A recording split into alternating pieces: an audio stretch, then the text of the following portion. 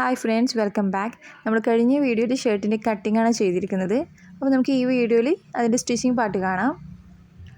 അപ്പോൾ നമ്മൾ first step എന്ന് പറയുന്നത് നമ്മൾ ഫ്രണ്ട് ബോഡി പാർട്ട് എടുക്കുക. അതിൽ നമ്മൾ ബട്ടണിന് വേണ്ടിയിട്ടുള്ള സ്പേസ് കൊടുത്തിട്ടുണ്ടായിരുന്നു 1 ഇഞ്ചിൽ. അത് ഇതേപോലെ മോശം വശത്തേക്ക് ഫോൾഡ് ചെയ്തിട്ട് ഒന്ന് സ്റ്റിച്ച് ചെയ്തെടുക്കുക. നമ്മൾ ഷർട്ടിൻ്റെ ഫ്രണ്ട് പാർട്ട് 2 ഭാഗമായിട്ടാണല്ലോ ഉള്ളത്. അപ്പോൾ രണ്ടിലും ഇതേപോലെ ചെയ്തെടുക്കുക. നമ്മൾ 1 ഇഞ്ച് ഗ്യാപ്പ് കൊടുത്ത സ്പേസ് ഇതേപോലെ ഫോൾഡ് ചെയ്തിട്ട് 2 പീസിൽ സ്റ്റിച്ച് ചെയ്തെടുക്കുക. ഈ ഒരു സ്പേസ് നിങ്ങൾ കരഭാഗമല്ല എടുത്തതെങ്കിൽ 1.5 ഇഞ്ച് ഇവിടെ എടുക്കണം. എന്നിട്ട് 1/2 ഇഞ്ചിൽ മടക്കിയിട്ട് 1 ഇഞ്ചിൽ സ്റ്റിച്ച് ചെയ്തെടുക്കുക. അങ്ങനെ ഞാൻ 2 ഭാഗവും ഇതേപോലെ സ്റ്റിച്ച് ചെയ്തെടുത്തിട്ടുണ്ട്. നെക്സ്റ്റ് ബാക്ക് ബോഡി പീസിന് നല്ല വശത്തേക്കായിട്ട് നമ്മുടെ front body piece face to face വരുന്ന വിധത്തിൽ വെച്ചിട്ട് നമുക്ക് ഷോൾഡർ അറേഞ്ചിൽ ജോയിൻ ചെയ്തെടുക്കാം. അങ്ങനെ ഞാൻ ഷോൾഡർ ജോയിൻ ചെയ്തെടുത്തിട്ടുണ്ട്. അതിനുശേഷം നമുക്ക് ഇതേപോലെ ഒന്ന് ഓപ്പൺ ആയിട്ട് ഇടാം.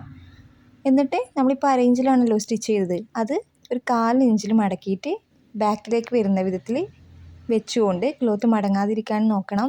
എന്നിട്ട് ഇവിടെ ഒരു സ്റ്റിച്ച് കൊടുക്കാം. അതേപോലെ ഈ സൈഡിലും ഇതേപോലെ തന്നെ ഫോൾഡ് ചെയ്ത് സ്റ്റിച്ച് ചെയ്തെടുക്കുക. ഒന്നും കൂടി ആ ഭാഗം എങ്ങനെ സ്റ്റിച്ച് ചെയ്യുന്നത് ഞാൻ കാണിച്ചു തരാം. ഇതേപോലെ ഫോൾഡ് ചെയ്തിട്ടാണ് സ്റ്റിച്ച് ചെയ്യുന്നത്. അപ്പോൾ നമുക്ക് ഷോൾഡറിൻ്റെ അവിടെ നല്ല ഫിനിഷായിട്ട് കിട്ടും. നെക്സ്റ്റ് നമുക്ക് ആം ഹോളിൻ്റെ ഭാഗം ഇതേപോലെ ഓപ്പൺ ആയിട്ട് ഇടാം. അതിന് ശേഷം ആം ഹോളിൻ്റെ 2 എൻഡ് പോയിൻറ്റുകൾ അത് ഒരുമിച്ച് വരുന്ന വിധത്തിൽ ഇതേപോലെ വെക്കുക.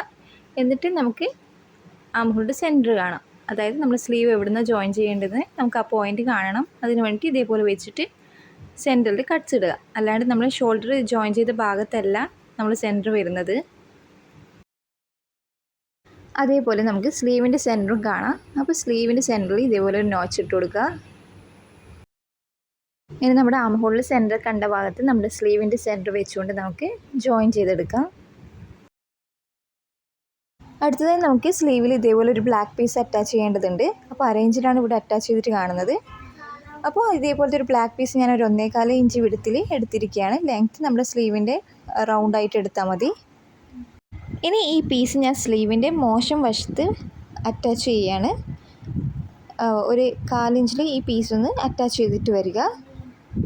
നെക്സ്റ്റ് നമുക്ക് എക്സ്ട്രാ ഉള്ള പീസ് കട്ട് ചെയ്ത് മാറ്റാം. അതിനുശേഷം ഈ പീസ് നല്ല വശത്തേക്ക് മറിച്ചിടുകയാണ് ഞാൻ ചെയ്യുന്നത്.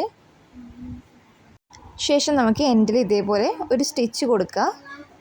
ആ ഒരു സ്റ്റിച്ചിങ്ങിന് ശേഷം നമുക്ക് എത്രയാണോ ക്ലോത്തിന് വീതി വേണ്ടത് അത് നിലനിർത്തിക്കൊണ്ട് നമുക്ക് ബാക്കി ക്ലോത്ത് ഉള്ളിലേക്കാക്കി ഇവിടെയും കൂടി ഒരു സ്റ്റിച്ച് കൊടുക്കാം.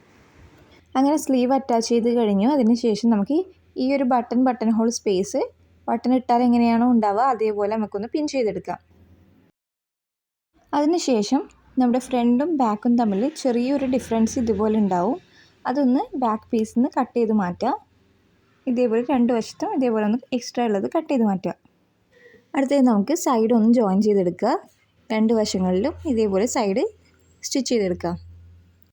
അത് കഴിഞ്ഞാൽ നമുക്ക് താഴെ മടക്കിയെടുക്കാം. നമ്മൾ 1 ഇഞ്ചാണ് തയ്യൽ തുമ്പ് കൊടുത്തത്. അതുകൊണ്ട് 1/2 ഇഞ്ചിൽ നമുക്ക് താഴെ ഫോൾഡ് ചെയ്ത് സ്റ്റിച്ച് ചെയ്തെടുക്കാം. അങ്ങനെ ഞാൻ താഴെയും ഫിനിഷ് ചെയ്തെടുത്തിട്ടുണ്ട്. ഇനി നമുക്ക് കോളറിൻ്റെ ഭാഗമാണ് ബാക്കിയുള്ളത്. അപ്പോൾ ഞാൻ കോളറിൻ്റെ ഭാഗം സെപ്പറേറ്റ് ആയിട്ട് ഒരു വീഡിയോ ചെയ്യുന്നതായിരിക്കും. വീഡിയോ ഇഷ്ടമായാൽ സബ്സ്ക്രൈബ് ചെയ്യുക, ലൈക്ക് ചെയ്യുക.